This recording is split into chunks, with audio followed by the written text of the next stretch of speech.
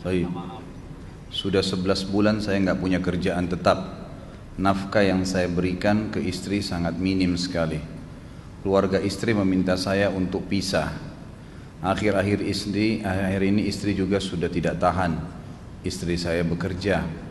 Sebenarnya kami masih saling menyayangi. Istri saya masih cinta sama saya. Ustadz, gimana saya menyikapi masalah ini? Apa saya ikuti maunya istri dan keluarga? Saat ini istri saya lagi didekati pria lain yang lebih mapan dan kaya. Salahkah saya kalau memukul pria tersebut? Karena pria itu telah mengambil kesempatan dalam kesempitan rumah tangga kami. Ustadz minta amalan atau wirid untuk melapangkan rezeki. Ini ada hubungannya sama tema nggak ini? Hah? Jawab atau enggak? Kasihan. Ya udahlah, karena malam terakhir ya.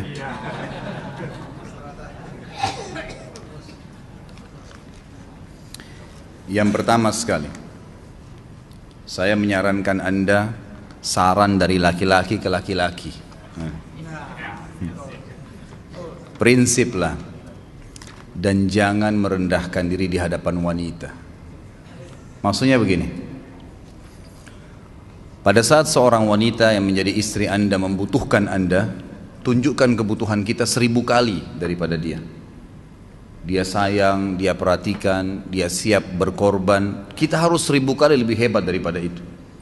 Laki-laki memang penaung. Tapi kapan dibalik? Kalau saya pribadi, kapan dia tidak butuhkan, menunjukkan kebutuhan, saya 1000 kali tidak butuh sama dia. Untuk apa Anda merendahkan diri di depan seorang wanita yang kalau memang dia tidak bisa menjadi seorang istri? Karena kapan wanita sudah menyombongkan diri di hadapan laki-laki, tidak akan ada wibawa sama sekali. Ini poin dulu dalam pembukaan. Dan selalu saya sarankan siapapun ikhwah yang minta saran saya dalam masalah rumah tangga, yang paling pertama ini saya ucapkan, saya bukan menyuruh Anda menjadi keras, bukan. Tapi saya mengajak Anda untuk punya prinsip dalam hidup. Wibawa, pemimpin rumah tangga. Dibutuhkan kita butuh, tidak dibutuhkan ya sudah. Masih banyak gantinya. Dia mau ganti laki-laki lain, silahkan, ahlan wa sahlan, silahkan. Allah akan gantikan penggantinya yang lebih baik. Dan itu harus bisa kita punya prinsip. Memang begitu. Kalau ini kita terapkan dalam kehidupan kita, kita akan sangat mudah hidup. Terkadang subhanallah ada pengorbanan berat. Berpisah dengan meninggal, berpisah karena masalah dosa yang dilakukan oleh pasangan kita, jelas haram. Kalau ada seorang istri hanya karena masalah suaminya kekurangan ekonomi mau berhubungan sama laki-laki lain, wanita apa ini?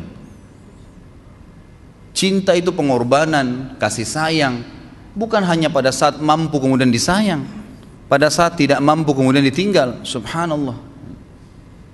Hati-hati, hukum Allah subhanahu wa ta'ala berlaku.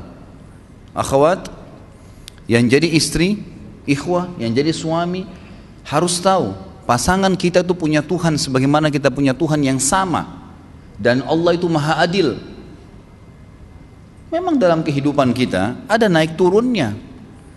Dan makna cinta adalah pengorbanan. Itu sebenarnya.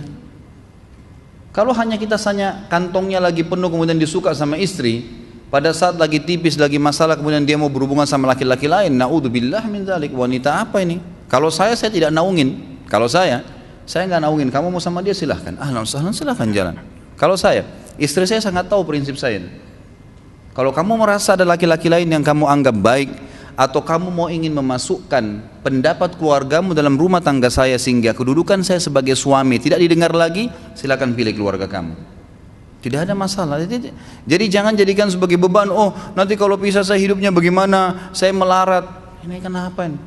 Saya mati kalau nggak sama dia, ya mati bener nanti. Gila kalau nggak nikah sama dia, gila kalau siapa ini? Ini kenapa ini?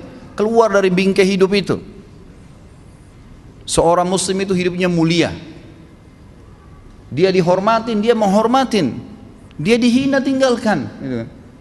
Allah SWT tidak menyuruh kita menghinakan diri, tidak boleh.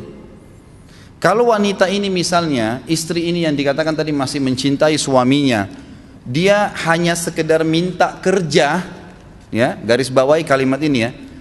dia hanya sekedar minta kerja untuk membantu nafkah rumah tangga, ahlan wa sahlan, jempol, nggak masalah, bagus itu. Sampai suaminya mapan, itu baik. Tapi dalam kondisi masih status istri punya hubungan sama laki-laki lain, naudzubillah min dzalik. Mana ghirah, mana kecemburuan positif yang telah Allah pelihara dalam diri kita, nggak boleh. Pada saat seorang sahabat pulang ke rumahnya mendapatkan istrinya selingkuh dengan laki-laki lain, tidak disebutkan apakah berhubungan biologis atau tidak, tapi yang jelas sahabat ini sampai kaget masuk ke rumahnya temukan ada laki-laki lain. Dia bingung mau lakukan apa. Dia pergi ke Nabi SAW lalu berkata, ya Rasulullah, saya pulang rumah istri saya lagi sama laki-laki lain. Maksudnya dia pandu saya harus buat apa nih? Apa yang terjadi? Subhanallah, Sa'ad radhiyallahu anhu sahabat Nabi mulia menghenuskan pedang mengatakan, ya Rasulullah, kalau terjadi pada rumah tangga saya akan penggal dua-duanya. Dua-duanya saya penggal nih. Tapi di sini ulama bilang saat ingin menghukum kalau terjadi pada keluarganya dengan penggal ini, bukan maksudnya dia menghukum secara individu, maksudnya dia, saya ingin terapkan hukumnya Allah, dirajam, dibunuh karena mereka sudah menikah dan berzina. Hukum Allah terapkan, kemuliaan agama harus ada. Harus begitu. Seorang istri yang mau tinggal di bawah naungan kita sementara kita sudah berkorban di bawah terik matahari, sudah bekerja, sudah memilih dia dari sekian banyak wanita, kemudian dia mau berkorban, hormatin dia, junjung dia, lindungin dia, rangkul dia, gitu kan? Bela dia, memang harus begitu. Tapi kalau masih dalam naungan, kemudian sedikit himpit masalah ekonomi lalu berhubungan sama laki-laki lain, naudzubillah, jangan dipertahankan, berbahaya sekali, gitu kan? Jangan Anda menjadi laki-laki lemah gitu. Saya kemarin ditelepon oleh 2 orang sekaligus, subhanallah. Sahabat dekat telepon kepada saya, laki-laki. Ustadz maaf mau ngomong sebentar. Baik silahkan.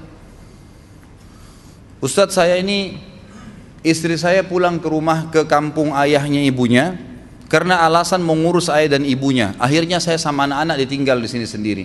Setiap kali saya panggil pulang, dia bilang sudahlah saya nggak mau pulang, kalau mau nikah lagi silahkan. Dia bahasakan begitu. Bagaimana sarannya Ustadz? Saya bilang nikah lagi. Dengan tegas saya bilang nikah lagi. Kalau tidak terbuka pintu fitnah. Perempuan itu kenapa harus pilih orang tuanya? Tidak boleh secara syar'i, nggak boleh. Sudah menerima akad nikahnya seorang laki-laki, laki-laki itu yang dinomorsatukan di atas ayahnya, nggak ada alasan. Kalau suami izinkan boleh urus orang tua, kalau nggak diizinkan tidak boleh, nggak boleh. Bagaimana dia tinggalkan suaminya sama anaknya? Kaget itu saya katakan begitu. Iya, bahkan sekarang hukum poligami sudah wajib bagi Anda, nggak boleh, wajib sekarang. Ini ragu mau melangkah seakan-akan poligami itu dosa, padahal dia ditinggal oleh istrinya. Bagaimana bisa ini? Ada laki-laki seperti ini nggak punya prinsip, harus melangkah. Dia sudah dapat jawaban saya dikasih, ini Ustadz teman saya juga mau bicara, masalahnya sama lagi. Ustadz istri saya tinggalkan saya, Ustadz kayak mau menangis. Sebentar, jangan pakai nangis laki-laki. Apa ini cengeng? Ditinggal wanita nangis, subhanallah.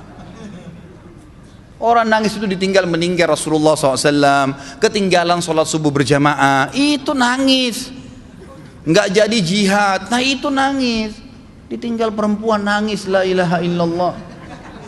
Allah ciptakan perempuan lebih banyak daripada laki-laki. Ini bukan menurunkan martabat perempuan ya. Artinya harus seorang pemimpin itu punya wibawa, nggak bisa. Kalau nggak akan dianggap remeh nanti. Istri itu dinaungin, dilindungin, dididik, diberikan haknya ia. Berikan berlipat-lipat penghormatan sebagaimana dia berikan satu penghormatan, nggak apa-apa. Tapi jangan sampai menginjak martabat seorang pemimpin, tidak boleh. Akhirnya saya sampai bilang sama dia, akhi, ambil keputusan. Kamu mau balik sama saya berumah tangga di sini, atau kamu pilih rumah orang tua kamu? Oh saya pilih orang tua saya, baik saya ceraikan kamu sekarang. Assalamualaikum, tutup telepon, selesai. Jangan lama-lama. Cengeng sekali, udah sujud sama Allah, saya masih berat cintanya Allah. Ia minta kepada Allah subhanahu wa ta'ala, minta gampang dihilangkan dari hati. Sebagaimana dia datang dia bisa keluar, gampang itu. Subhanallah ya, jangan terlalu mencintai dunia berlebihan. Kalau saran saya, kalau istri Anda ini tanya baik-baik, kalau kamu bekerja hanya karena mau bantu nafkah rumah tangga sekarang, ahlan wa sahlan, silahkan. Selama pekerjaan halal, antar dia ke tempat kerjanya. Muliakan dia, jaga, jemput pada saat pulang. Anda pembelahnya, begitu. Tapi kalau berhubungan sama laki-laki, ada subhanallah suami, depannya dia istrinya telepon laki-laki lain dan dia menerima itu.